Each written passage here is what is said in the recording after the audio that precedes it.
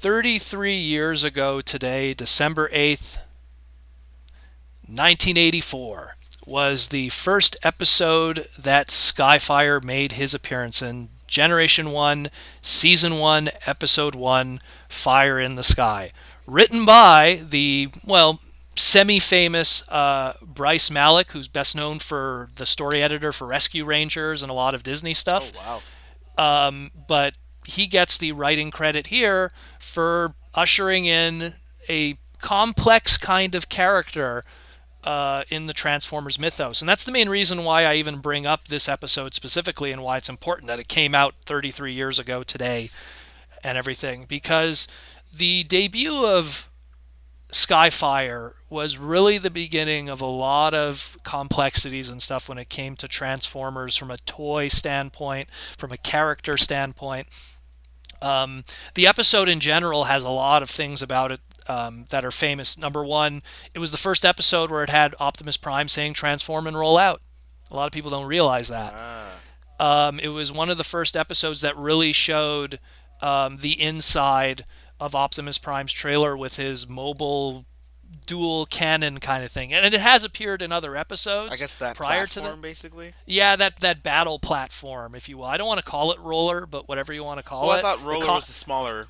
Sometimes I think they called it the combat deck. That was another name for it, but um, it made a quick appearance in other places, but it also makes an appearance in this episode. So that was another big thing about it.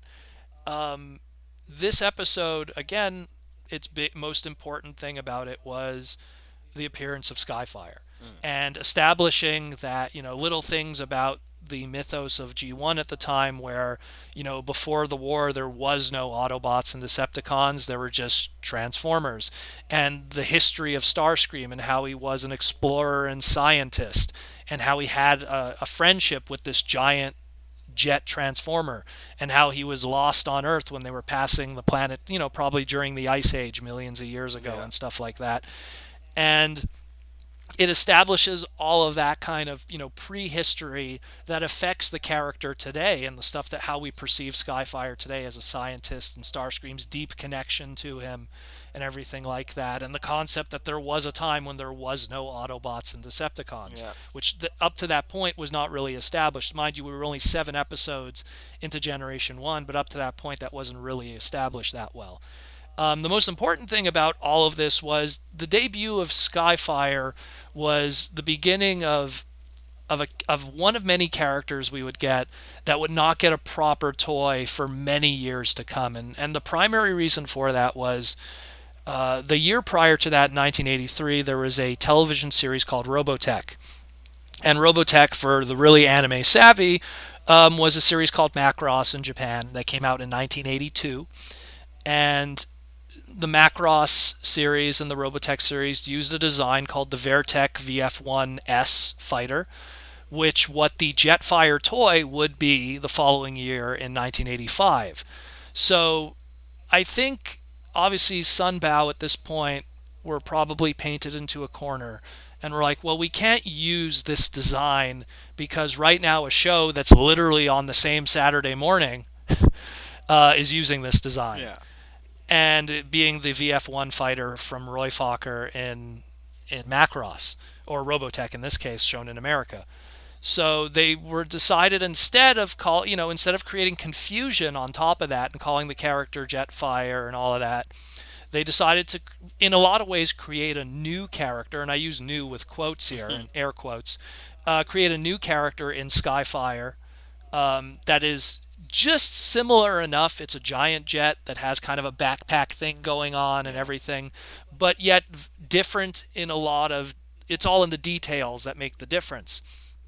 And I mean, for the longest time, I remember there used to be people swearing that they had an official Skyfire toy as a kid Uh, and everything. But it was just because Jetfire's history was hairy as a design, and they couldn't use it in the show.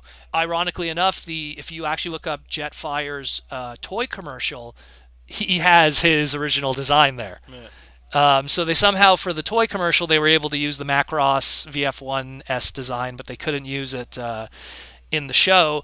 And also in the comic books, the Marvel comics, there's certain panels when Jetfire is transforming, and the in between drawn panels are that of the Jetfire toy, not the Skyfire toy. Well, not toy, but design. If So, I remember right, I think as a kid I had a old picture book that showed like Jet. Well, I guess Skyfire. Like I think it was just basically the picture book of this episode, and the way his toy is drawn, I think is like the one in this episode, basically.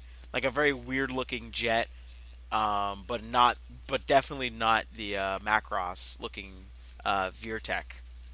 well, there was a few. There was the Marvel storybooks that existed back in the day.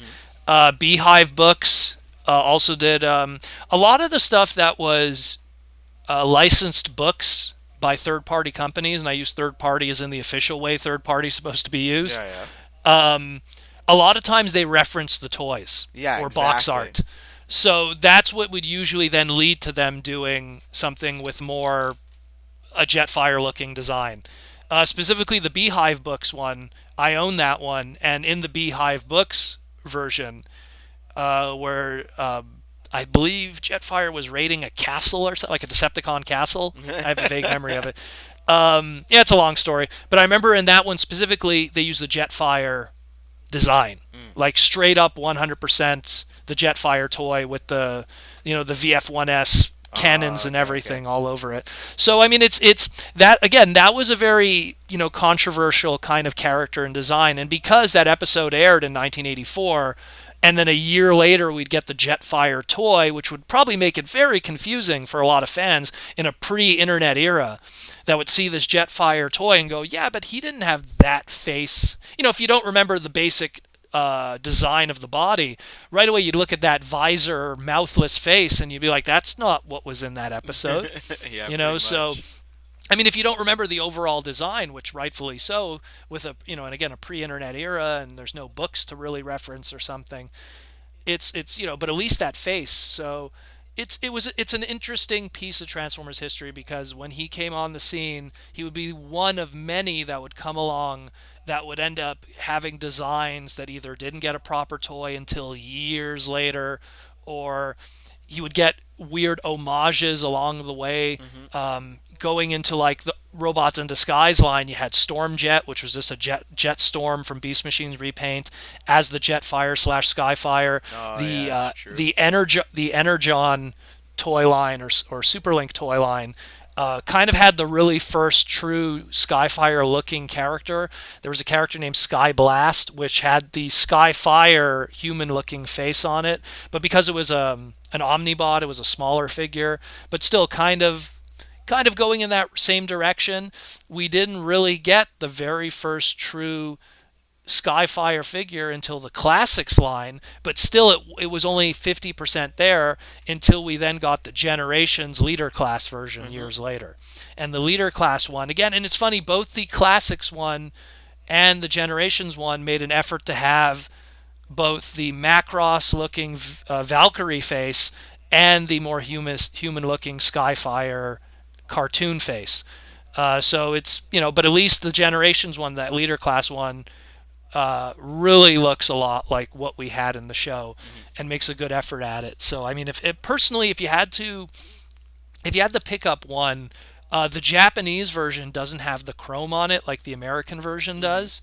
Some people aren't a fan of the chrome on the American version of Generations Jetfire, aka Skyfire. But So the Jap you can also like remove it you yourself. can remove it actually too. So, but I'm just saying if you don't want to go through that whole process, you can dunk it in you can dunk it in paint remover and get rid of that chrome. If not, if you want to own a figure that truly is how it is supposed to be out of the box, the Legends version of Skyfire is out there and available, and it looks great. Looks great. It's probably as close as we'll ever get officially to that design from that famous season one character. Hmm. And the funny thing again, just about this episode that I want to mention is that It's one of the only early, we would get Christmas episodes years later with animated, but it's one of the first true kind of Christmassy snow episodes for Transformers for the longest time because it Yeah. never really had, I found like every 80s cartoon had a Christmas episode, Transformers didn't for the longest time. So this was the closest we got to it. And And it on made top of sense. that, Well, I mean, it made sense in the context of what you think of Christmas is, they can't really do it in quote unquote Arizona, but the fact that they're like, you know what, this time around it snowed. When why not let everyone have like yeah, they have like a snow day. well, that was, yeah, they had a snow, They're well, not and they're not they're again, not out looking considering for Decepticons. Like, let's enjoy this snow. the episode aired in December. The holiday season was in full blitz at the time in 1984. Transformers was probably the hottest toy product at the time.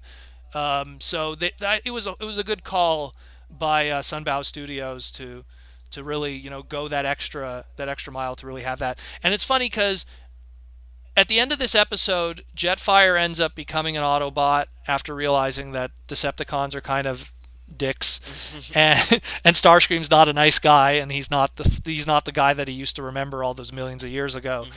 And the episode kind of ends with Jetfire, quote, dying or burying himself and sacrificing himself. And it's, like Optimus even ends the episode where it's like, he'll never be forgotten. And then he comes back a few episodes later, they dig him up again.